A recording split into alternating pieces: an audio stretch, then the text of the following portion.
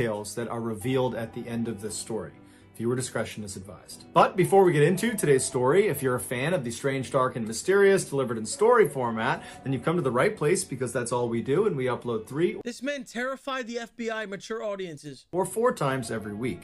So if that's of interest to you, please replace the like button's eye drops with Egyptian fox urine. Also, please subscribe to our channel and turn on all notifications so you don't miss any of our weekly uploads. All right, let's get into today's story.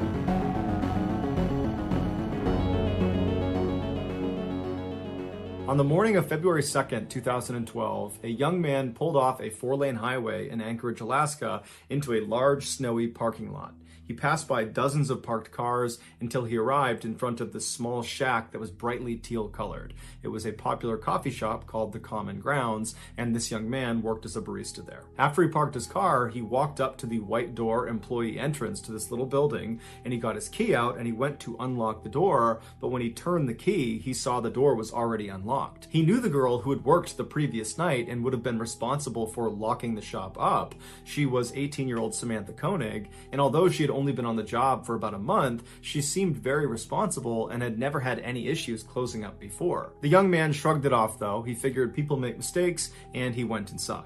Right away, he noticed that a couple of things just seemed out of place. It was like Samantha must have just left in the middle of her shift without even attempting to clean up. There were napkins on the ground, there were towels out, there were cups still out. And so as this young man is walking over to the cash register to unlock it, he's running through scenarios in his head about how Samantha could have been so sloppy. And then he reached down with his register key, and just like the door, the cash register was already unlocked. When he pulled the tray out, all the money was gone. And that's when he knew they had been robbed. And so he called his boss. The night before, Samantha had asked her boyfriend, Dwayne, to pick her up after her shift at the Common Grounds. Dwayne arrived in front of the kiosk at about 8:30 p.m., which was 30 minutes after her shift should have been over. Dwayne had gotten held up at his job, which is why he was late. And so when he gets there, Dwayne looks around the parking lot and he doesn't see Samantha anywhere. He sees the coffee shop itself is totally dark and looks like it's been closed up for the night. And so Dwayne gets out of his truck into the freezing cold night air, and he walked up to the window of this coffee shop and he pressed his face up to the glass to look inside, but there was nobody in there. Dwayne automatically went back to the fight he had gotten into with Samantha earlier in the night via text message. She had accused him of cheating on her. He had been kind of nonchalant, like he didn't care about it, and what ensued was a really ugly fight. And so as Dwayne is walking back to his truck, he's thinking to himself, maybe Samantha just didn't want to see him because of the fight, and so at the end of her shift, she got a ride home from her father or maybe from a friend, and that's why she's not here. And so Dwayne gets back inside of his truck and he sends a text message to Samantha asking if she's okay, if she's gotten home. But after several minutes of no response from her, Dwayne, even though they were fighting, he still cares an awful lot about his girlfriend. He decides, I gotta go by her house and make sure she's there and that she's okay. And so a couple minutes later, he gets to her house, he goes up to the door, and her single father, James, answers the door. Dwayne explains that he didn't see Samantha after her shift and just wanted to make sure she was here. But James says, she's not here. I have no idea where she is. I haven't spoken to her. And so the two men go into James's kitchen, they sit down, and they start texting and calling Samantha to try to figure out where she is. And after a couple of minutes, Dwayne's phone lights up, and it's a text message from Samantha. And the message clearly... I thought some people might be a little slow in here. I didn't realize how many. Someone just wrote, is this a true story?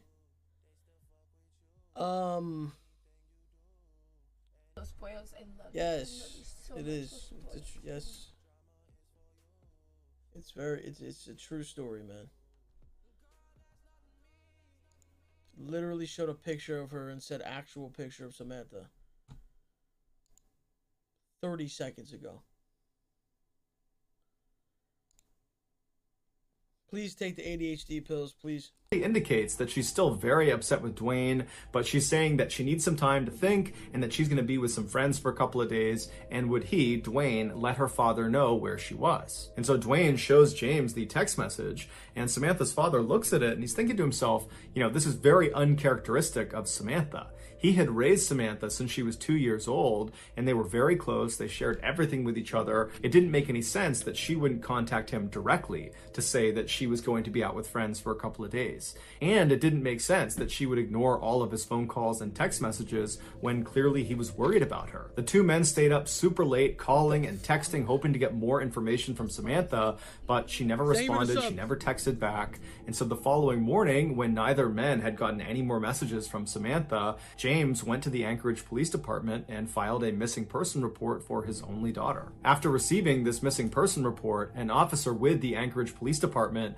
called the owner of the Common Grounds coffee shop to ask about Samantha. And the owner actually said they just got a call from their barista that was working at the kiosk that morning, and they had informed them that apparently there had been a robbery and no one can get in touch with Samantha. No one knows where she is. The owner told the police officer that as soon as she got her hands on the security footage from the night before, she would send it over to the police department. While the police waited for this footage, some officers began calling Samantha's friends and other family members to see if they knew where she was, but no one had heard from her, no one knew where she was, no one had any information. Some other police officers headed over to the Common Grounds coffee kiosk to get a look at it for themselves. And when they got there was no sign of a struggle outside or inside the kiosk, and inside, underneath the counter, was a panic button that had not been pressed. And so even though Samantha's father thought there was something odd about her final text message, the police began operating under the theory that Samantha had robbed the kiosk and then left of her own accord. But what confounded police was how Samantha actually physically got away from the coffee shop. She didn't have a car that night, and she couldn't have just walked away because the weather was way too miserable and cold outside,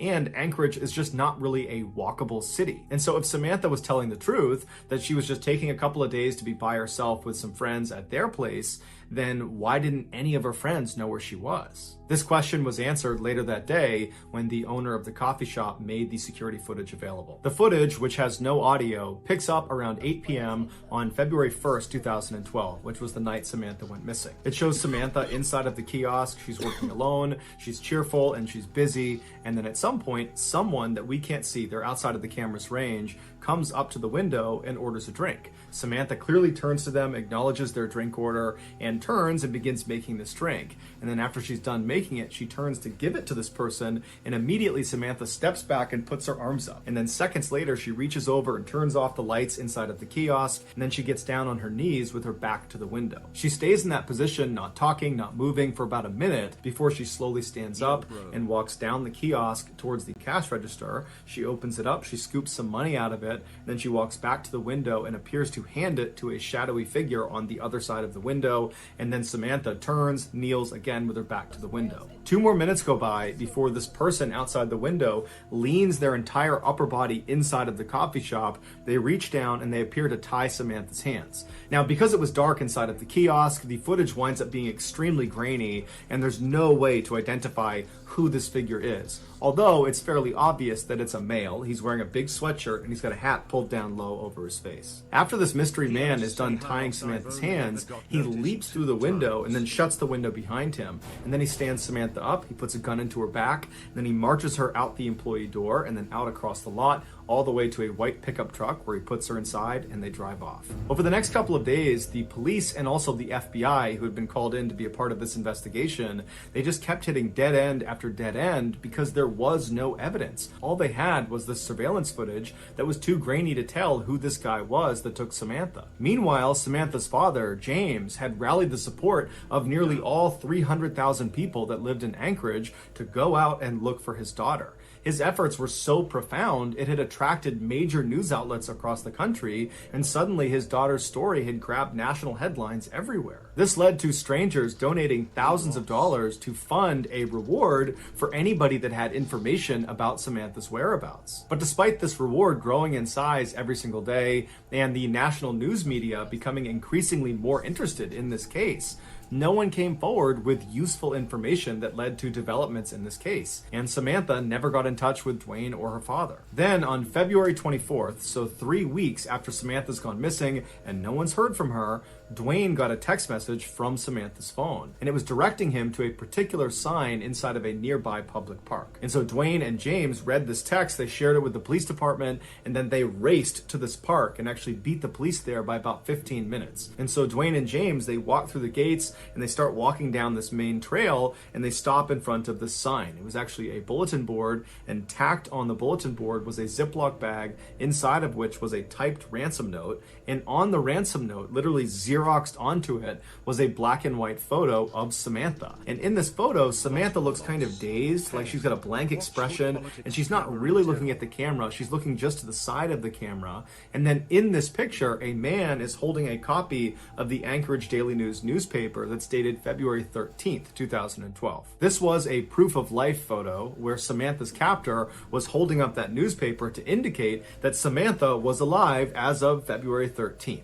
And so to everybody involved in this case, including Samantha's father, even though this is still not a good situation at all, it was kind of a relief to know that at least as of last week, Samantha was alive. As for the demands of this ransom note, James was told to deposit $30,000 into his daughter's account immediately, and if he did that, she would be released 6 months later. As advised by the FBI, James deposited a portion of the ransom money into his daughter's account, and then the FBI just waited and watched, because they knew if anyone tried to withdraw money from that account, they could track where the card was. A few days later, 3 separate withdrawals were made within Anchorage, but each time the FBI got a notification about one of these withdrawals, they would rush to the scene, and whoever it was that had tried to make this withdrawal was long gone. When they pulled the security footage from these 3 different ATMs, the person that was making these withdrawals was a man wearing a ski mask and big sunglasses, so they had no way to identify him. After these withdrawals, the account went silent for over a week, and in that time, there was no word from Samantha. Then on March 7th, more withdrawals were made, but they were in Arizona, and then New Mexico, and then in Texas. Again, authorities would rush to these ATMs, but they would get there right after the masked man with sunglasses had just left. But there was a break this time. In one of these surveillance videos from one of the Texas ATMs, they spotted the car this guy was getting into before he left. And it was a small sedan, it was a white Ford Focus, and they saw him leave going east on a Texas highway. And so authorities in Texas were told to look out for this particular car in this part of Texas. And sure enough, on March 13th, a Texas patrolman spotted the car sitting in a hotel parking lot. He waited nearby until a man in his 30s walked out of one of the hotel rooms, walked down and got inside the car, and then this patrolman just kind of followed him and looked for any reason to pull him over. And as he had his radar gun on this guy, he noticed he was going 2 miles per hour above the speed limit, and so he pulled him over. The patrolman got out, he walked up to the driver's side window, the window was already down, the man was very calm. The patrolman asked him for his license, and the guy handed him an Alaskan license. His name was 𝗟𝗚𝗄𝗣𝗍, he was 34 years old, and he lived in Anchorage. The patrolman knew this was the guy. What? Fuck. Scared the fuck out of me.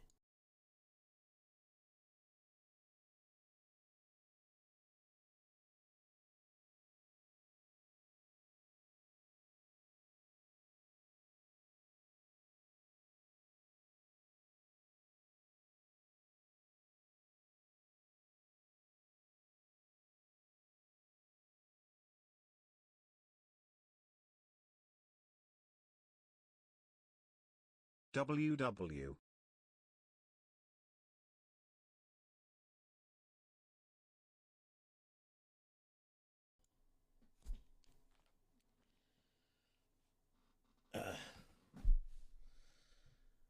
Okay. Wait. Why am I seeing subs spamming 𝗟𝗚? Yo. Oh my god, dude, I can't. And before long, they were searching Keys' car, and in the trunk, they found a ski mask along with other clothes that matched the description of the guy who was making withdrawals from these different ATMs. They also found a gun, as well as Samantha's cell phone and debit card. After Keys was arrested and was brought into custody, he denied having any involvement with Samantha's disappearance. But after being presented with the overwhelming evidence that suggested otherwise, he caved and said yes, he would tell them the full story of what happened to Samantha, but they had to get him an Americano coffee, a peanut butter Snickers, and a cigar. Once he had said items, he began to speak. And what he said was so disturbing and so graphic, the FBI still has not released the full transcript of his confession. Here is the version of events based on what was made public. On February 1st, 2012, Keys decided he was going to rob the Common Grounds coffee kiosk. He walked up to the window expecting there to be some teenager working inside, and he was right. It was Samantha. He asked her for an Americano, and while she turned to make his drink, suddenly his plan changed. Not only was he going to steal money from inside of this coffee shop, he decided he was going to steal Samantha from this coffee shop. When she turned back with his drink and handed it to him, he discreetly pulled his gun out and aimed it at her and told her this was a robbery. That's when she backed up and put her hands up, and then she turned around, he tied her hands, he jumped back inside, and then he said after he shut the window, he jammed napkins inside of her mouth so she couldn't make any sound, and then he marched her out the door, outside, into his car, and they took off. Once they were in the vehicle, he pulled the napkins out of her mouth, and he told her if she tried to escape or if she tried to flag anybody down, that he would just kill her. And so he said she was very obedient, she was obviously very scared, but she was trying to do her best to stay composed. At some point, Keys reached over and took her phone and sent that text message to her boyfriend informing him that she was going to be spending a couple of days with friends and that he should tell her father. And then Keys told Samantha he was going to be holding her hostage and trying to extract some ransom money. Samantha told Keys that her family was very poor and that he wouldn't get much money out of them. To which Keys said, "Don't worry about it, I know they'll raise money and they'll come up with it somehow." Then they drove around Anchorage for several hours, periodically stopping so Samantha could get out and relieve herself, other times so Keys could smoke a cigar. Then around midnight, Keys made his way back to his house and he pulled into the driveway and he turned to Samantha and he had her go in the back seat and lie down. Then he put some tarps over her and he told her if she tried to escape, he would kill her. And then Keys got out and he walked inside of his house where his 10-year-old daughter and his girlfriend were fast asleep. And in just a few hours, Keys and his daughter were scheduled to go to New Orleans for a 2-week-long luxury cruise. Keys left his house and went back to his car. He put a blindfold on Samantha and then led her down the driveway to his shed. Once inside, he sat her down on an upturned bucket in the back of the shed, and then he put a rope around her neck and he anchored each end of the rope to the wall so she was pinned to the wall. Then Keys turned his radio all the way up to make sure it masked any noise she might make, even though he reminded her repeatedly that if she made any noise, he would just kill her, and by and large, she was very obedient. And then he gave her a couple of cigarettes to smoke and told her it was going to be just fine, to just chill out, that he was going to get the ransom money from their family, and then as soon as that was done, he would let her go. He turned on some space heaters to keep the space warm, and then he left and locked the door. He walked back into his house and double-checked that his daughter and his girlfriend were still asleep. They were. Afterwards, he started drinking some wine and relaxing, and then after a little while, he got a cup of water and he went back out to the shed. He went inside and he gave the water to Samantha, and he said Samantha was very composed. She was obviously frightened, but she asked him, "Did you speak to my father? Did you figure out the ransom situation?" And Keys told her that, "Yes, I talked to your father. Everything's working out fine. He's going to raise the money. We're going to get you out of here. Everything's going exactly to plan." After that, he walked up to Samantha and he unscrewed the 2 anchors that were holding that rope up against her throat, and then he cut the zip ties on her wrist, allowing her to relax and sit forward and just kind of be at ease for a second. And it was very obvious that Samantha was relieved. Her nightmare was about to be over. But then seconds later, Keys grabbed her really aggressively and tied her up all over again, this time much more thoroughly and much more tightly. It had been a cruel trick. When he cut her handcuffs and undid her necktie, he just wanted to see what she would do if she thought she was being let go. When in reality, he was never going to let her go. There was no ransom. He had not spoken to her father. It was all a big lie. Keys told investigators that as he was tying her up for that second time, he looked at her face and she had this look of total resignation. He said she knew what was about to happen to her. After Keys tied her up, he left the shed and locked it behind him. He went inside to check one more time to make sure his 10-year-old daughter and his girlfriend were still asleep. When they were, he went back to the shed, he opened it up, he went inside, and this time when he stepped inside, it smelled like urine and sweat, and he looked down at Samantha and she was terrified. He walked up to her and he began to assault her, and then after he was done, he was standing over her getting his clothes back on, and Samantha very stoically looks up at him and says, "Are you going to kill me?" And he says, "Yes, I am." As he put on his leather gloves, she tried to talk him out of it, but he said there was no other way. Keys would tell investigators that he was very impressed with Samantha's bravery. Shortly before 4 a.m., Keys drove a knife into Samantha's back before choking her until she stopped moving. He told investigators that she never made a sound. After she was dead, Keys left the shed and locked it behind him. He went into his house, he took a shower. Afterwards, he woke up his daughter and told her to start getting ready because they were leaving soon for the airport. While his daughter was getting ready, Keys went back out to the shed. He went inside, he rolled Samantha's body up in a tarp and pushed her towards the back. He unplugged the space heaters, turned off the lights, turned off the music, and then double locked the shed and went back inside the house to make his daughter breakfast. At 5 a.m., a cab showed up at the house, and Keys and his daughter hopped inside, and they made their way to the airport and then on to New Orleans, where they went on their 2-week-long vacation. After they got back, Keys went inside of his shed, he unrolled Samantha from her tarp, and by his account, she still looked fairly lively, and so he dressed her in some new clothes, he put lots of makeup on her face, he braided her hair, and then he stitched her eyelids open so it gave the impression she was alive and alert. And then he held up a copy of the Anchorage Daily News next to her, and then took several photos, creating that proof of life photo for the ransom note. If you want to see this photo, you can Google it, but that's up to you. After he took these pictures, he chopped her body up into pieces and then disposed of her in a nearby frozen lake. It would turn out Samantha was not Israel Keys' first victim. He was in fact a serial killer who specifically preyed on completely random people because he enjoyed watching them die. Over the years, he had hid what he called kill kits all over the United States, which were these caches filled with weapons and other tools designed to capture and kill people. This way, no matter where he was in the country, when he had an urge to go kill someone, he would just go to his nearest kill kit, dig it up, and then go target a random stranger. And he didn't care if you were young, old, big, small, male, female, alone, or in a group. Everyone was a target of opportunity. Keys told investigators that as soon as he saw Samantha inside of that coffee kiosk, instantly he knew he was going to kill her. Everything about the ransom, the robbery, all of it was just a lie to keep her in line, to give her some hope that she might get out of this alive. When in reality, the second she walked outside of the doors of that kiosk, she was dead. Keys admitted to killing Samantha as well as an older couple up in Vermont, but he would take his own life in a jail cell in December of 2012 before he named any of his other victims. And so to this day, we have no idea how many people he killed. The best guess is 11 based on a drawing he made in his jail cell, but that's just a guess. So that's gonna do it, guys. If you found the secret in today's video, let us know in the comments what it is and where you found it, so give us the timestamp. And if you're the first to do that, we will pin you at the top of the comments section. Bro. Holy fucking shit, dude. Are you actually, like, fucking kidding me right now?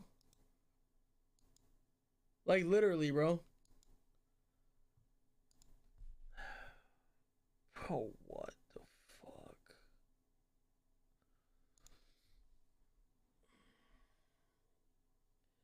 Yeah, I need it. Yeah, you know what, bro? Let's chill with the fucking murder shit. I'm done.